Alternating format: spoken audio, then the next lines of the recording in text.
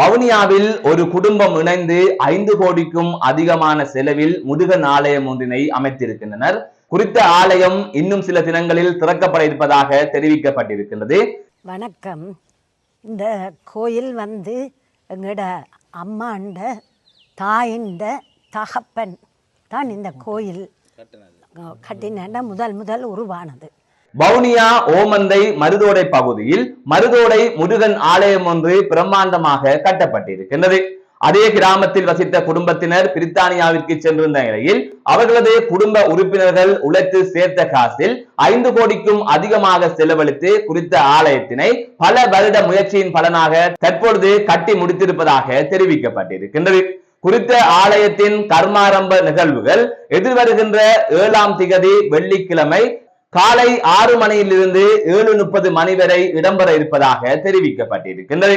தொடர்ந்து எதிர்வருகின்ற 8ஆம் திகதி சனிக்கிழமை அன்று எண்ணெய் காப்பும் பால் காப்பும் காலை 7:30 மணியிலிருந்து பிற்பகல் 3:30 மணி வரை இடம்பெற இருப்பதாக கூறப்படுகின்றது. அதனைத் தொடர்ந்து எதிர்வருகின்ற 9ஆம் திகதி ஞாயிற்றுக்கிழமை மகா கும்பாபிஷேக நிகழ்வு இடம்பெற இருப்பதாக தெரிவிக்கப்பட்டிருக்கின்றது.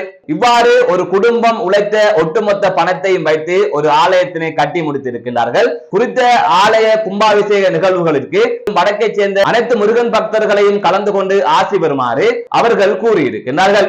அது தவிர குறித்த ஆலயத்தின் சிறப்பம்சம் தொடர்பாக இந்த தருணத்தில் பார்க்க வேண்டி இருக்கின்றது.